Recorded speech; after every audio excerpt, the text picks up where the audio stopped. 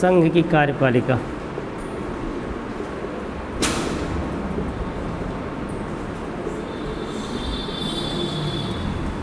ये ना,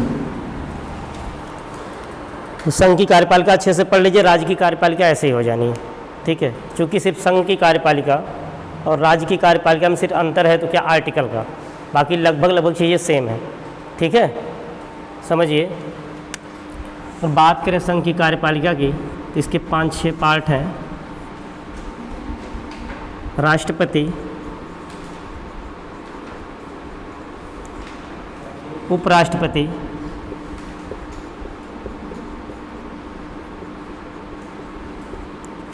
मंत्रिपरिषद,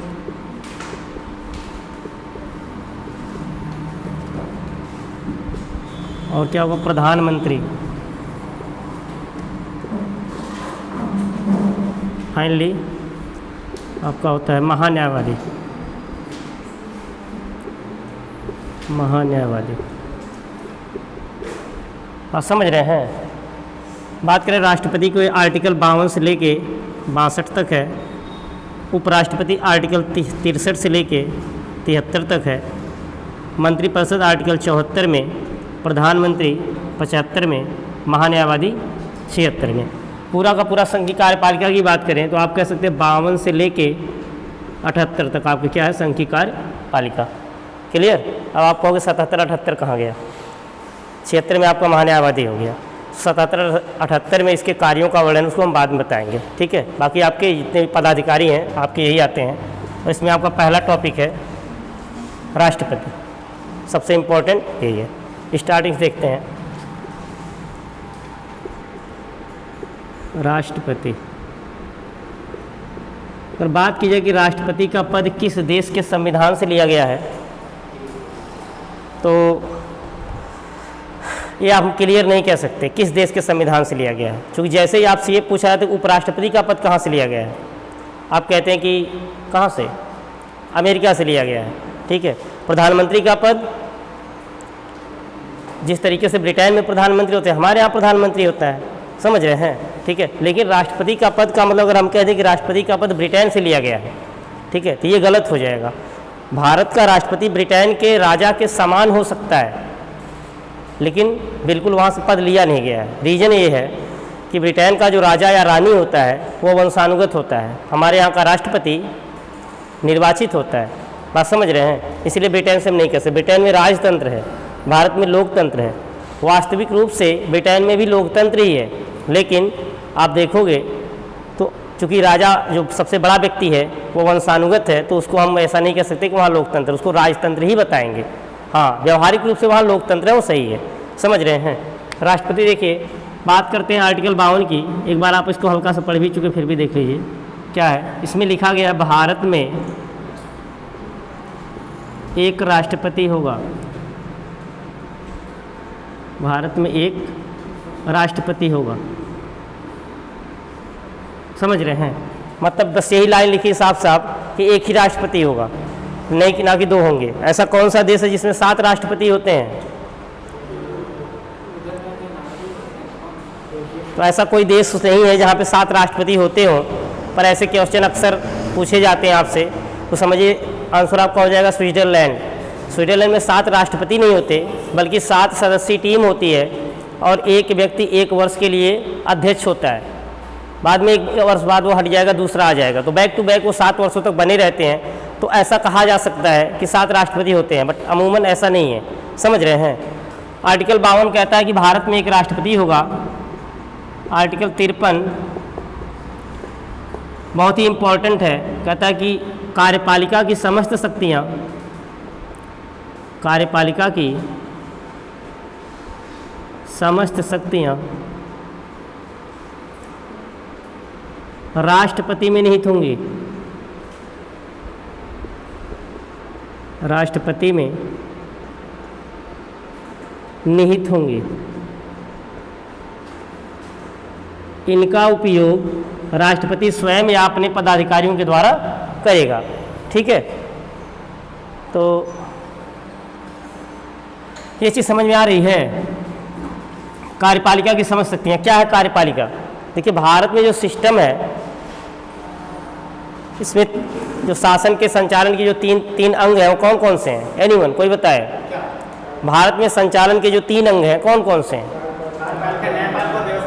बिल्कुल, कार्यपालिका, व्यवस्थापिका और न्यायपालिका। इसमें कह रहा है कि कार्यपालिका की समस्त शक्तियाँ किसमें निहित होंगी? राष्ट्रपति में निहित होंगी। ठीक है, आर्टिकल 54 बहुत ही इम्पोर्टेंट है। ठीक है, यहाँ तक इन दोनों चीज़ों को आप सिर्फ पढ़ के याद कर सकते हो। ठीक है, बाकी आर्टिकल 54 को आपको समझना पड़ेगा। आर्टिकल 54 में क्या दिया है? राष्ट्रपति का निर्वाचन मोस्ट इम्पॉर्टेंट है। यह राष्ट्रपति का निर्वाचन, इस चीज़ को समझिए। राष्ट्रपति का निर्वाचन परीक्षा में सबसे ज़्यादा पूछा जाने वाला प्रश्न है राष्ट्रपति टॉपिक से। ठीक है, आपको कई बार हम बता चुके हैं, सिर्फ एक लाइन में बता दीजिए कि राष्ट्रपति के निर्वाचन में कौन कौन लोग भाग लेंगे। बात करते हैं राष्ट्रपति के निर्वाचन की, तो ऐसा कहा गया कि राष्ट्रपति का निर्वाचन एक निर्वाचन मंडल के द्वारा होगा। समझ रहे हैं? अब निर्वाचन मंडल क्या है? तो निर्वाचन मंडल जो लोग राष्ट्रपति के निर्वाचन में भाग लेते हैं उन सभी को मिला के बनता है निर्वाचन मंडल, उससे अलग कोई चीज़ नहीं है। ठीक, तो बताइए कौन कौन से लोग भाग लेते हैं? लोकसभा और राज्यसभा,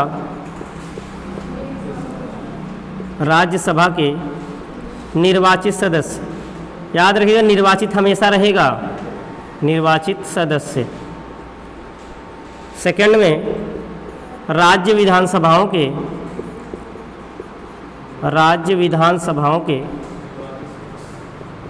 निर्वाचित सदस्य।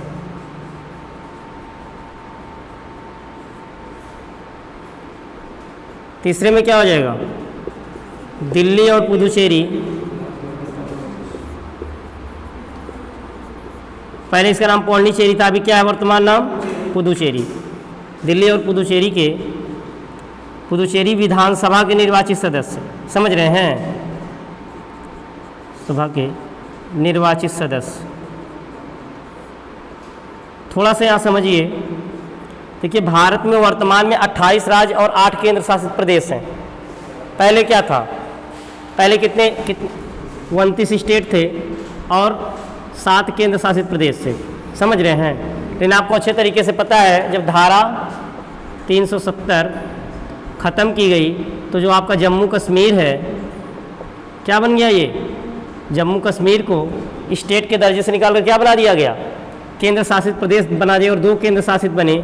एक तो हो गया आपका जम्मू कश्मीर, समझ रहे हैं, दूसरा लद्दाख, यही बना ना? ठीक है, और संख्या कितनी होगी? 7 + 2 कितनी संख्या हो जानी है? 9। लेकिन अभी हाल ही में पिछले वर्ष क्या कर दिया गया? लक्षद्वीप, दादर नागर हवेली और लक्षद्वीप दोनों को आपस में मर्ज कर दिया गया, एक कर दिया गया। तो संख्या जो 9 हो गई थी फिर कितनी हो गई? फिर 8 हो गई। वर्तमान की बात करें तो कितने? 28 स्टेट और 8 केंद्र शासित प्रदेश हैं। और इनमें से 2 केंद्र शासित ऐसे प्रदेश हैं जहाँ पर विधानसभाएं हैं। एक आपका हो गया दिल्ली, दूसरा हो गया पुदुचेरी। यहाँ पे विधानसभा है, तो इस विधानसभा के भी सदस्य राष्ट्रपति के निर्वाचन में भाग लेते हैं। बाकी और कहीं विधानसभा है नहीं। जम्मू कश्मीर में भी विधानसभा थी, लेकिन अभी तक जब से धारा 370 खत्म हुई वहाँ पे इलेक्शंस हुए नहीं, विधानसभा विकसित नहीं की गई। फ्यूचर में अगर ऐसा होता है तो जम्मू कश्मीर विधानसभा के लोग भी राष्ट्रपति के निर्वाचन में भाग लेंगे। बात समझ रहे हैं? ठीक है, अभी हाल ही में राष्ट्रपति का चुनाव भी हुआ है। नई राष्ट्रपति कौन बन गई? द्रौपदी मुर्मू। ठीक है, तो याद करिएगा, वहाँ से प्रश्न आएंगे जरूर आपके एग्जाम्स में। ठीक है, ये चीज़ें समझ में आई कि राष्ट्रपति का जो निर्वाचक मंडल है, ठीक है, जो लोग उनको वोटिंग करते हैं उनसे मिलकर बनता है उसका निर्वाचक मंडल। यह सवाल गलत कैसे होता है? यदि इसी में एक ऑप्शन और बन जाए कि विधान परिषद के निर्वाचित सदस्य, बात को समझिएगा अच्छे से। अगर इसमें एक बात हम और लिख दें कि विधान परिषद के निर्वाचित सदस्य,